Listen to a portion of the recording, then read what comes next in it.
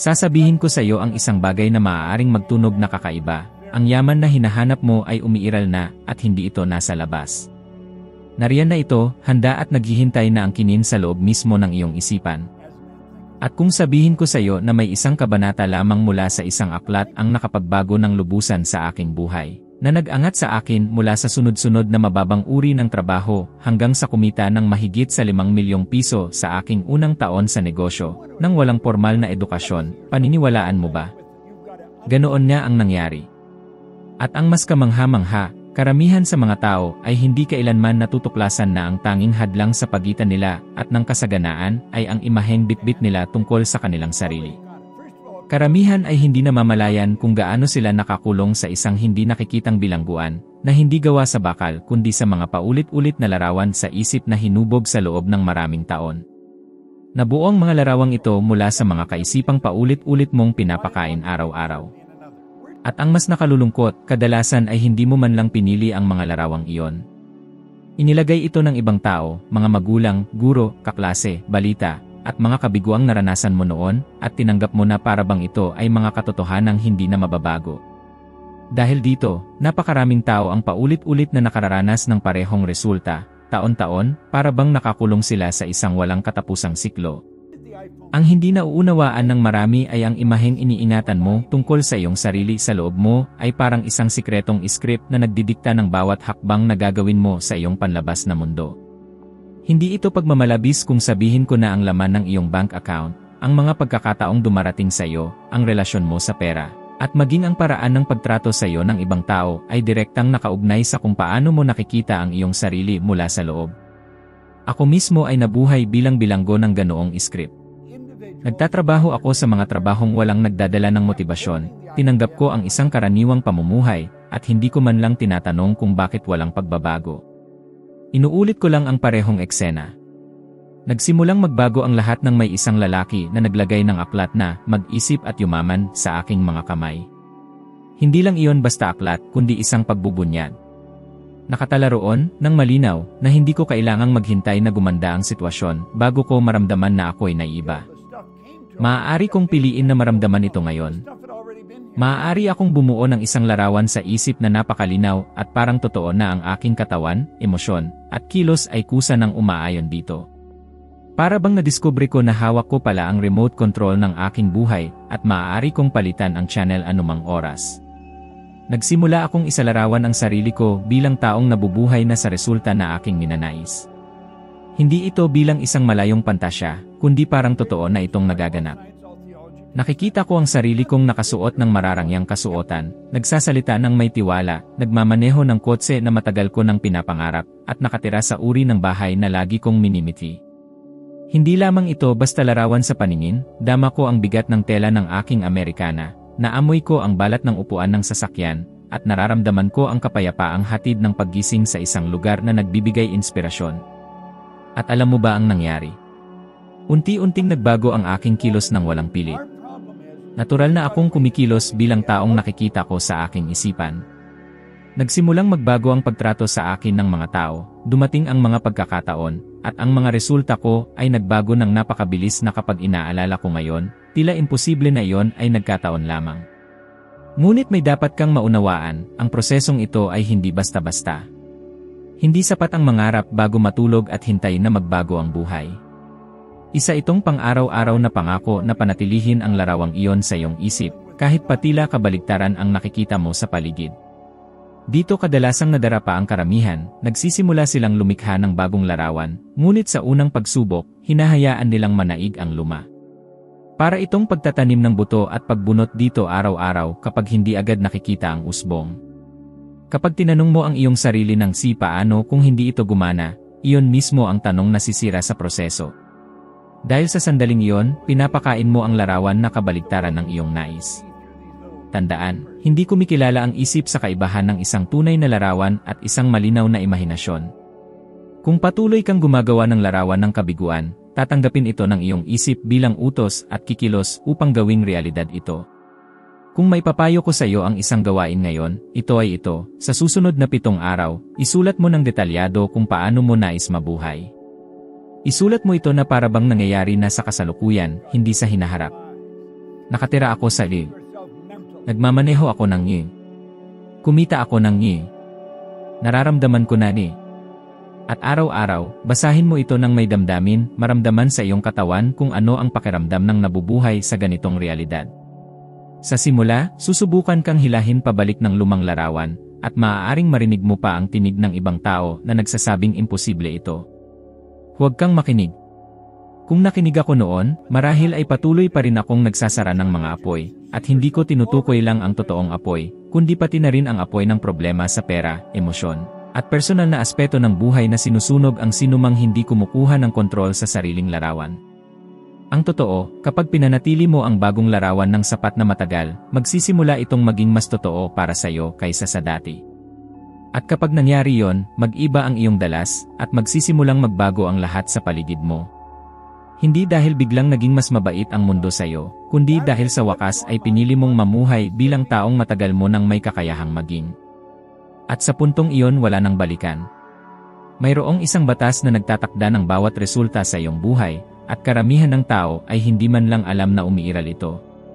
Ito ang batas ng walang hanggang pagbabago ng anyo ng enerhiya. Sa madaling sabi, anumang bagay na nililikha mo sa iyong isipan, kapag itinanim ito sa iyong panloob na kamalayan, agad itong magsisimulang kumilos upang maging bahagi ng iyong pisikal na realidad. Walang paghinto, walang paghihintay, walang baka sakali, nagsisimula ang proseso sa mismong sandali na binuo at pinanatili mo ang larawang iyon. At totoo ito para sa tagumpay o para sa kabiguan. Ang suliranin ay karamihan sa mga tao ay hindi nagtatanim ng bago. Gumigising sila at nabubuhay tulad ng kahapon. Iniisip ang parehong bagay, nararamdaman ang parehong damdamin, inuulit ang parehong mga kilos. At dahil hindi nakikilala ng batas na ito kung mabuti o masama ang iyong inilalabas, basta lamang itong tumutugon at nagbibigay ng mas marami pang kapareho. Kaya marami ang nagrereklamo na walang nagbabago. Ang totoo, sa loob nila walang nagbago. Malinaw kung naaalala ang panahong ako ay isang bombero pa lamang. Wala akong karanasan sa negosyo, wala akong puhunan, wala akong koneksyong makapangyarihan. Kung may tumingin sa akin noon, walang mag-aakala na makakapagtayo ako ng matagumpay na negosyo. Ngunit may isang bagay akong taglay, isang larawang napakalinaw na tila totoo na. Nakikita ko ang kumpanyang umaandar, nararamdaman ko ang kasiyahan sa paglilingkod sa mga kliyente, ini-imagine ko ang kalayaang dala ng negosyong iyon. Ganito ko nakikita ang sarili ko araw-araw, kahit suot ko pa ang uniforme at nakaduty. Pagkatapos, may nangyari na para sa marami ay mukhang tsamba, nagsimulang lumitaw ang mga oportunidad, nagsimulang ipakilala sa akin ng mga tao ang mga kliyente, at sa loob ng wala pang isang taon, ang negosyong dati nasa isip ko lamang ay kumikita na ng higit pa kaysa sa pinakamalaking kinita ko noon. Hindi iyon swerte. Isa yung batas. Kapag malinaw at may damdamin mong pinanatili ang isang imahe, pumapasok ang katawan mo sa bagong antas ng panginginig o vibration. Ang vibration na iyon ang nagdidikta ng iyong kilos, at ang iyong kilos ang lumilikha ng bagong resulta. Kasabay nito, ang parehong vibration ay humihila ng mga tao, sitwasyon, at mga mapagkukunan na umaayon sa imaheng dala mo. Para bang nagpapadala ka ng malinaw na signal sa sansinukob na nagsasabing, ito ang ako. At ang sagot nito, sige, heto na. Ngunit narito ang puntong ikinabibigo ng marami, itinatanim nila ang bagong imahe, ngunit sa unang hadlang, pinapakain nila ang sarili ng kabaligtarang mga kaisipan. Nagsisimula silang magduda kung tama ba ang kanilang landas, pinakikinggan ang negatibong opinyon, at nagpapadala sa makitid na lohika ng mga taong nabuhay nang hindi naintindihan ang batas na ito. At hindi nila namamalayan, hinuhugot na nila ang binhi bago ito mamulaklak. Natutuhan ko na sa harap ng anumang hamon, may dalawa ka lamang pagpipilian, ituon ang pansin sa mali o manatili sa larawang nililikha mo. Tulad ng payo ng isang ministro sa California na narinig ko, panatilihin ang isipan sa mas mataas na larawan, imbes na sa maliit na alalahanin. Simple ngunit makapangyarihan ang prinsipyong ito. Kapag may bagay na hindi nangyari ayon sa iyong inaasahan, karaniwan ay sa problema nakatutok ang tao, at lalo lang nitong pinapalakas ang maling vibration. Pinipili kong bumalik sa larawang gusto ko, kahit ang paligid ko ay tila nagsasabing kabaligtaran. Ang batas na ito ay gumagana para sa lahat, walang eksepsyon. Para ito sa negosyanteng may kayamanang katumbas ng maraming bilyong piso, sa estudyante, sa inang mag-isa sa pagpapalaki ng anak, sa sinumang nagsisimula mula sa wala. At gumagana ito kahit hindi ka naniniwala rito. Ang kaibahan lamang ay kung hindi mo ito pansinin, maaaring kumilos ito laban sa iyo. Ngunit kung nauunawaan at isinasabuhay mo ito, nagiging pinakamalaking kapanalig mo ito. Alam kong maaaring mahirap panatilihin ang isang bisyon kapag lahat sa paligid mo ay tila patunay na kabaligtaran. Ngunit doon mismo nasusubok kung kontrolado mo ang iyong sarili. Hindi naghihintay ang buhay hanggang sa handa ka na bago magbigay ng resulta, tumutugon ito sa iyong inilalabas at pinananatili ng tuloy-tuloy. Kaya ang tanong, ano ang ipinapadala mo sa batas na ito ngayon? Anong larawan ang hinihiling mong gawing totoo? Dahil gusto mo man o hindi, ang binhi ay naitatanim na ngayon. At ang bunga ay darating. Ang pinakamalaking patibong na pinapasukan ng karamihan ay ang paniwala na kailangan nilang magtrabaho patungo sa layunin na para bang ito ay laging nasa hinaharap, malayo at hindi abot. Lumilikha ito ng patuloy na pakiramdam ng kakulangan, para bang palagi kang humahabol sa isang bagay na lumalayo. At kapag nabubuhay ka sa ganitong kaisipan, ano ang nangyayari? Kumilos ka na parang wala ka pa, na parang hindi ka pa yon, at lalo mo lang pinapalakas ang kawalan ng ninanais mo. Ang totoo, hindi patungo sa layunin ang dapat mong gawin, kundi mula mismo rito. Kailangang magsimula ka na parang naroon ka na. Isipin mo kung paano itinatayo ang isang bahay. Bago mailagay ang unang ladrilyo, malinaw na sa arkitekto kung ano ang magiging hitsura nito. Hindi basta ideya lang iyon, detalyado ito, mula sa bawat silid, pinto, kulay, at tekstura. Hindi araw-araw nagtataka ang mason kung ano ang gagawin. Mula siya nagtatrabaho sa nakikitang tapos na. Ganito rin dapat kumilos sa anumang layunin mo, pinansyal, profesional, o personal. Nakita ko ang prinsipyong ito sa sukdulan sa mga atleta sa pinakamataas na antas. Naalala ko ang pag-uusap ko kay Milt Campbell, kampiyon sa Olimpiko sa decathlon. Ikinuwento niya na sa loob ng 4 na taon bago ang Olimpiyada, araw-araw niyang ini-imagine ang pag-akyat sa entablado, ang bigat ng medalya sa leeg, at ang pagtugtog ng pambansang awit. Hindi siya nagsanay para subukang manalo, nagsanay siya bilang isang kampiyon na. At nang dumating ang araw, ang nangyari ay hindi talaga nakakagulat, ito ay simpleng katuparan ng matagal nang nabubuhay sa loob niya. Kapag nagsimula kang kumilos mula sa perspektibo ng layunin, may malalim na pagbabagong nangyayari sa iyong asal. Nagsisimula kang gumawa ng ibang mga desisyon, dahil ngayon, nagmumula ang mga ito sa lugar ng katiyakan, hindi sa alinlangan. Halimbawa, kung ang layunin mo ay kumita ng tiyak na halaga bawat buwan, at pinapasok mo ang sarili mo sa kaisipan ng taong kumikita na ng ganoong halaga, ang iyong mga pang-araw-araw na desisyon, kung paano mo ginagamit ang oras mo, kung kanino ka nakikipag-ugnayan, kung ano ang tinatanggap o tinatanggihan, ay magsisimulang sumalamin sa antas na iyon. Ang lahat ng maliliit na pagpiling iyon, kapag pinagsama-sama, ay bumubuo ng tulay na nag-ugnay mula sa hindi nakikita patungo sa nakikita. Ngunit kinakailangan ng tapang para mabuhay ng ganito, dahil mababahala ang ilan na sanay sa lumang anyo mo. May magtatanong, may magkokomento, at may mangungutya pa. Dito pumapasok ang disiplina sa damdamin, hindi ito tungkol sa pag-react sa kung ano ang nakikita nila sa iyo ngayon, kundi sa paninindigan sa imahe ng kung sino ka na sa loob. Naranasan ko mismo ito. Dumating ang panahon na lahat ng kilos ko ay nakaayon sa larawang nilikha ko sa isipan ko, pero para sa iba, mukha itong kabaliwan. Nakikita nila kung ano ang mayroon ako noon at hindi nila maunawaan kung bakit ako kumikilos na parang mas marami pa akong tinataglay. Ang hindi nila alam ay sa loob ko, buo na ang katotohanan iyon. Kapag isinabuhay mo ang ganitong paraan ng pamumuhay, hindi na mahalaga ang kailan. Hindi na ito tanong ng kung mangyayari ba, kundi kailan ito mahahayag. Mapapansin mo ang mga banayad na senyales, mga hindi inaasahang pagkikita, impormasyong dumarating sa tamang oras, at mga pintuang bumubukas ng walang hirap. Lahat ng ito ay nangyayari dahil hindi ka na nagsusumikap maging ikaw na. Sapagkat ikaw ay naroon na. Kaya sa halip na gumising araw-araw na parang may isang hakbang ka pang kulang, subukan mong gumising na para bang narating mo na ang layunin. Magbihis bilang ganoon, magsalita bilang ganoon, mag-isip bilang ganoon. At hindi lang sa panlabas, kundi higit sa lahat sa panloob. Dahil kapag ang pagbabagong ito ay nanggaling mula sa loob, wala nang ibang magagawa ang mundo kundi mag-ayos para ipakita ang bago mong pagkatao.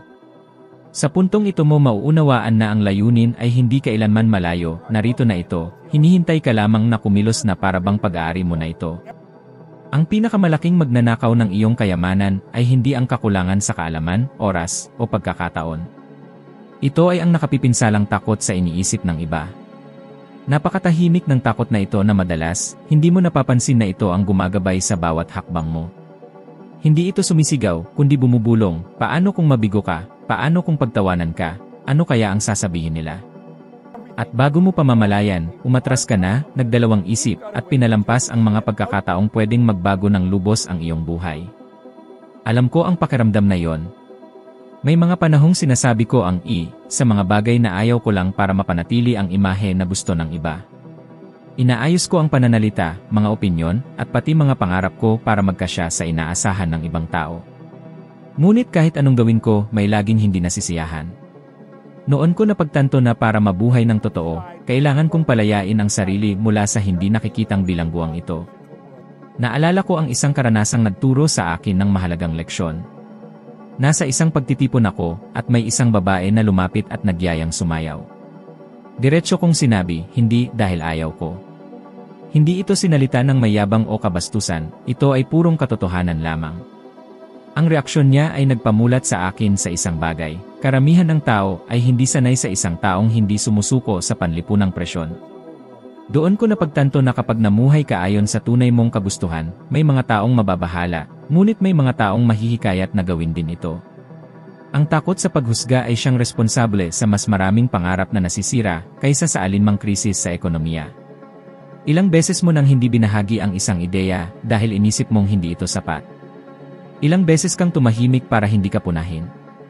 Ilang beses mong inatrasan ang isang mas malaking hakbang dahil natakot kang marinig ang sino ka para gawin yan. Ang bawat maliit na desisyong ito, sa paglipas ng panahon, ay humuhubog ng isang buhay na hindi tunay na sayo. Nagsisimula ang kalayaan kapag nagpasya kang mas mahalaga ang iyong sariling pananaw sa iyong sarili kaysa sa anumang opinyon mula sa labas. Hindi ibig sabihin nito na isara ang tainga sa mga payong makakatulong, ngunit ito ay pagtigil sa pagbibigay ng kapangyarihan sa pangangailangan ng pag-apruba bilang batayan ng iyong kilos. Kapag sinimulan mong mamuhay ng ganito, matutuklasan mo ang kamanghamanghang bagay. Ang mga taong tunay na mahalaga ay iginagalang ang iyong pagiging totoo, at ang mga bumabatikos ay mas nagsasabi tungkol sa sariling kakulangan kaysa sayo. Natutunan ko na ang tapang ay hindi kawalan ng takot, kundi ang desisyong kumilos kahit natatakot. Sa bawat pagkakataon na hinarap mo ang paghusga ng iba at nagpatuloy ka, mas pinatitibay mo ang iyong sariling imahe sa sarili. Parang sinasabi mo sa iyong sarili, ako ang may huling salita sa buhay ko. At ang pahayag na iyon ay nagbabago ng lahat. Tinatanggal nito ang ingay mula sa labas at inilalagay ka sa kontrol. Kung mayroong susi para sa kalayaan, pinansyal, emosyonal, at personal, ito ay ito. Huwag mabuhay para lamang pasayahin ang mga taong hindi naman nabubuhay ng totoo para sa kanilang sarili. Dahil sa huli, walang ibang makakaramdam ng bigat ng mga pagkakataong iyong pinalampas maliban sa iyo. At kapag napagtanto mo yon, mauunawaan mong hindi sulit na bayaran ng mahal ang pansamantalang ginhawa ng pag-apruba ng iba. Ang iyong yaman ay nagsisimula sa sandaling tumigil ka sa paghihintay ng pahintulot upang maging tunay na ikaw. Kapag pinag-iisipan ko ang desisyong kayang sirain ang lahat ng hadlang, malinaw sa akin kung gaano ito kahalaga bilang punto ng pagbabago sa bawat landas ng tabumpay. Hindi ito isang panandaliang kilos o ideyang sumisilip at biglang nawawala. Isa itong malalim na pangako, isang kasunduang ginagawa mo sa iyong sarili, isang tahimik na sumpa na anuman ang mangyari, magpapatuloy ka. Ang desisyong ito ang bumabago sa mga pangarap na tila malabo at ginagawa itong totoo at nahahawakan. Isipin mo sa loob ng ilang sandali kung ano ang nangyayari sa iyong isipan kapag tunay mong pinili ang magpasya. Ang iyong focus ay humihigpit, ang iyong mga prioridad ay umaayon, at ang iyong walang malay na isipan ay nagsisimulang magtrabaho ng walang tigil para sa iyo, lumilikha ng mga solusyon kung saan dati ay may mga balakid. Ang isipan ng tao ay isang makina ng walang katapusang posibilidad, ngunit tanging kapag nabigyan ito ng malinaw at hindi na mababalik na direksyon ay nailalabas nito ang buong kakayahan. Kung wala ang desisyong iyon, lahat ay nakakalat at walang patutunguhan, parang enerhiyang walang target. Ngunit kapag meron ito, kahit ang pinakamahirap na kalagayan ay nagsisimulang magbigay daan. At huwag mong isipin na ang desisyong ito ay nag-aalis ng lahat ng problema. Sa katunayan, mas lalo itong dumarami, ngunit iba ka na ngayon, handa ka na harapin ang mga ito dahil nakondisyon na ang iyong isipan para sa tagumpay. Para itong atleta na nagpasyang tapusin at manalo sa isang maraton, alam niya na mararanasan niya ang sakit, pagod, at tukso na sumuko, ngunit ang unang desisyon na kanyang ginawa ang nagpapanatili sa kanya sa pagtakbo, hakbang-hakbang, hanggang matawid niya ang linya ng pagtatapos. Ang totoo, ang lakas ng desisyon ay nasa kakayahan nitong maghatid ng tuloy-tuloy na aksyon. Kapag nagpasya ka, hindi ka lang nagsisimula, lumilikha ka ng isang parang magnet na humihila ng mga tao, pagkakataon, mapagkukunan, at karanasang dati ay tila malayo o imposibleng maabot. Para itong panloob na domino effect, ang desisyon ay nagpapasimula ng maliliit na tagumpay, at ang mga tagumpay na iyon ay nagpapalakas ng iyong motibasyon, na bumubuo ng isang mabuting siklo ng pag-unlad. Marami ang naghihintay ng perpektong sitwasyon, tamang kondisyon, o eksaktong oras para kumilos. Ngunit ang oras na iyon ay hindi dumarating dahil ang perpeksyon ay isang ilusyon. Walang perpektong sandali upang simulan ang bago, baguhin ang buhay, o abutin ang isang dakilang layunin. Ang mayroon lamang ay ang sandali ng desisyon, at iyon ay laging ngayon. Mula roon, ang landas ay unti-unting nabubuo, isang hakbang kasunod ng isa pa, at madidiskubre mong kaya mo palang lampasan ang iniisip mong limitasyon. Naalala ko ang ilang pagkakataon na halos maparalisa ako ng pagdududa, na bumulong sa akin na kulang ako sa lahat ng bagay na kailangan upang maabot ang aking mga layunin. Ngunit pinanatili akong gumagalaw ng desisyong ginawa ko, at ang tuloy-tuloy na kilos na iyon ang lumikha ng tamang kondisyon para maganap ang tagumpay. Hindi ito isang mahika o basta swerte. Ito ay bunga ng matatag na layunin at di matitinag na pangako sa aking sarili. At ito ay isang bagay na maaari mong gawin ngayon din, gumawa ng panloob na kasunduan ngayon, magpasya kang kikilos ka kahit wala ka pang lahat ng kasagutan. Magpasya kang itutuon ang iyong isipan, matuto sa mga pagkakamali, at mag-aangkop sa mga pagbabago. Magpasya kang magpupursige hanggang sa ang iyong mga pangarap ay maging katotohanan. Sapagkat ang desisyong ito ay hindi lamang sumisira ng mga hadlang, ito rin ang nagtatayo ng mga tulay patungo sa isang hinaharap na sa ngayon ay iniisip mo pa lamang. Huwag mong hayaan na pigilan ka ng takot o pagdududa sa paggawa ng unang hakbang. Ang unang kilos ang pinakamas makapangyarihan, ito ang gumigising sa mga lakas sa loob mo na noon ay natutulog lamang. Hindi mo kailangan ng perpektong plano o ng pahintulot ng iba. Ang mahalaga ay ang desisyon, ang tunay na kagustuhang mangyari ito. Mula sa sandaling iyon, magbabago ang lahat, at ang imposible ay magsisimulang maging posible.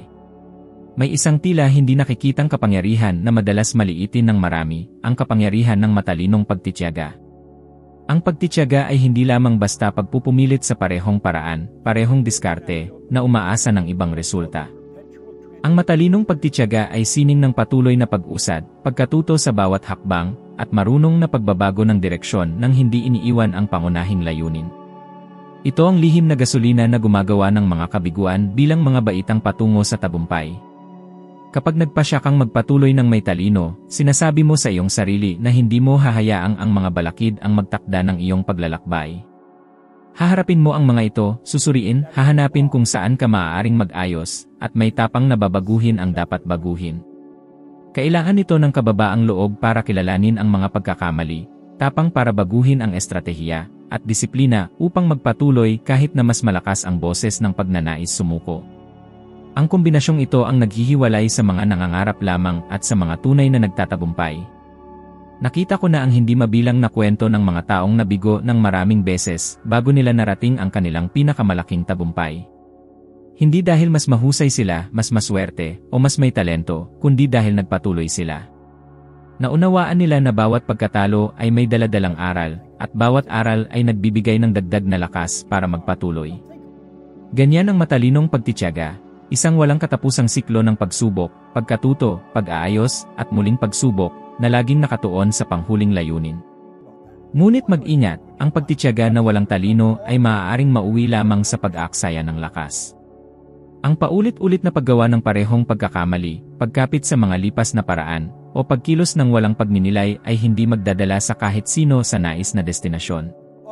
Kinakailangan ang malinaw na isipan, sariling pagsusuri, at kakayahang magbago ng direksyon upang malaman kung kailan dapat ayusin muli ang plano.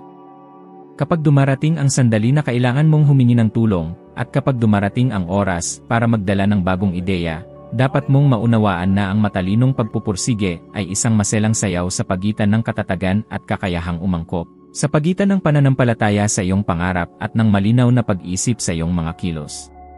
Kapag iniisip ko ang kapangyarihan ng isang desisyon, malinaw kong nakikita na ito ang tunay na makina na nagtutulak ng pagbabago sa ating buhay. Hindi ito basta isang panandaliang kaisipan o ideya na biglang lilitaw at agad mawawala. Ang magpasya ay isang hakbang na nagbabago ng lahat, isang matibay na pangako, isang guhit na inilatag sa lupa na naghihiwalay sa kung sino ka noon at kung sino ang nakatakda mong maging. Ang desisyong ito ang siyang gumuguho sa mga pader ng imposibleng bagay at nagbubukas ng daan patungo sa mga bagay na dati ay tila hindi maaabot. Tandaan na walang sinumang nagsisimula ng isang malaking proyekto o mahalagang pagbabago na may perpektong kondisyon na magkatugma mula sa simula. Ang takot sa hindi pa nalalaman, ang kakulangan ng mga mapagkukunan, at ang pagdududa sa sariling kakayahan ay likas na mga hadlang na kinakaharap ng lahat. Ang kaibahan ay nasa pagpili mong huwag nang maghintay pa, huwag nang ipagpaliban, at magsimula na lamang. Ang tunay na kagustuhang kumilos ang siyang lumilikha ng unang tulak, yaong unang hakbang na nagpapasimula ng sunod-sunod na reaksyon sa iyong isipan at sa mundo sa paligid mo. Ito mismong panloob na pangako ang nagbabago ng iyong pananaw sa realidad. Kapag nagpasya ka, nagsisimulang magtrabaho ang isipan mo sa ibang paraan. Nagsisimula itong mag-focus sa maaaring magawa, sa mga solusyon, at sa mga pagkakataon, imbes na maipit sa problema o kakulangan. Hindi mo kailangang makita ang buong landas, sapat na ang humakbang pasulong, at unti-unting lalantad ang daan sa harap ng iyong mga mata. Bawat maliit na pag-unlad ay nagpapalakas ng iyong tiwala sa sarili, nagpapasigla ng iyong determinasyon, at umaakit ng mga kinakailangang mapagkukunan upang magpatuloy. Maaari kong sabihin ng may katiyakan, ang pinakamalalaking tagumpay ng sangkatauhan ay nagsimula sa ganitong paraan, sa pamamagitan ng isang desisyon. Noong si Wernher von Braun ay hindi pa tiyak sa lahat ng detalye kung paano dadalhin ang tao sa buwan, taglay pa rin niya ang matatag na kagustuhan upang maisakatuparan iyon. Gayon din, nang nagpasya akong palawakin ang aking negosyo sa buong mundo, tila isang imposibleng misyon ito. Hindi iyon tungkol sa talento o yaman, kundi sa pasya na huwag sumuko, panatilihin ang bisyon, at kumilos araw-araw tungo rito, kahit pa maliliit ang hakbang at mabagal ang bunga. Ang desisyong iyon ay may napakalakas na epekto, binabago nito ang takot tungo sa tapang, ang pagdududa tungo sa pagkilos, at ang imposibleng bagay tungo sa isang hamong kayang lagpasan. Higit pa rito, nagsisilbi itong pangako sa iyong sarili na maaari mong sandigan sa oras ng matinding presyon, kapag sinusubok kang pabagsakin ng mga kahirapan.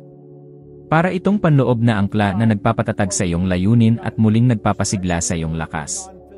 Kaya kung naroon ka ngayon sa puntong iniisip mong hindi ka pa handa, o naniniwala kang kailangan mong hintayin ang tamang oras, tandaan na ang tamang oras ay laging ngayon.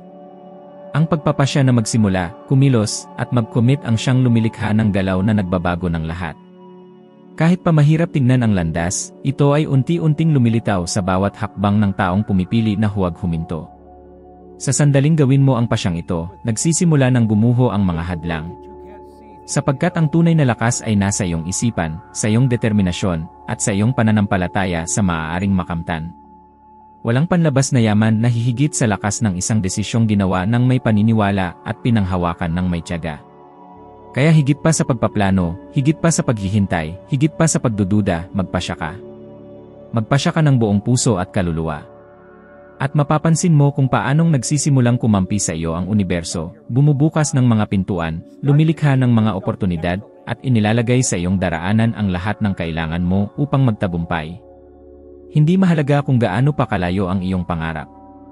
Nagsisimula ang lahat sa isang desisyon, ang desisyong kumilos, habulin, at huwag umurong. Iyon ang mitsa na nagsisindi ng apoy ng pagbabago at sumisira sa lahat ng hadlang na dati ay tila hindi matitinag. Maaari mong gamitin ito ngayon mismo, sa anumang proyekto, pangarap, o layunin na tila malayo pa. Kung hindi umaayon ang takbo ng mga bagay sa inaasahan mo, huwag sumuko, ngunit huwag ka ring magpatuloy sa parehong paraan. Tanungin mo ang iyong sarili, ano na ang natutunan ko hanggang ngayon? Ano ang maaari kong baguhin? Ano ang gumagana? Alin sa mga mapagkukunan ang hindi ko pa nagagamit? Ang ganitong pagsusuri ay magpapanibago ng iyong lakas at focus, at gagawin nitong isang tunay na makapangyarihang puwersa ang iyong pagpupursige. Maniwala ka, ang kaibahan ng mga taong humihinto at ng mga taong umaabot sa kanilang layunin ay naroon mismo sa kalidad ng kanilang pagpupursige. Ito ang puwersang nagpapatuloy sa iyo, ang gumagawang aral ang mga pagkakamali, at ginagawang gasolina ang pagod para sa susunod na yugto. Ang pagpupursige ng may talino ay ang desisyong nagbibigay ng katiyakan na, sa kalaunan, maaabot mo ang lugar na matagal mo nang pinapangarap, sapagkat ang pagsuko ay hindi kailanman opsyon. Ang mahalagang maunawaan ay ang kapangyarihan ng pasya, kapag pinagsama sa matalinong pagpupursige, ang siyang magdadala sa iyo lagpas sa mga hangganang ngayon ay tila imposibleng abutin. Ito ang susi sa pagbabagong anyo ng mga pangarap tungo sa tunay na tagumpay, sa pagbubukas ng mga pintuang dati ay nakasara, at sa pagbuo ng isang buhay na puno ng tagumpay at kahulugan. At ngayon, handa ka nang umakyat ng isa pang baitang sa paglalakbay ng iyong pag-unlad. Sa tabi ng iyong paningin, naghihintay na ang susunod na video, isang pagkakataon upang palalimin pa ang iyong karunungan at gumawa ng mahalagang hakbang upang maging 1% na mas mabuti kaysa ikaw ngayon. Huwag mong hayaang lumampas ang pagkakataong ito. Taos puso akong nagpapasalamat sa iyong oras at sa iyong pangako sa sariling paglago. Magkikita tayong muli doon sa susunod na video.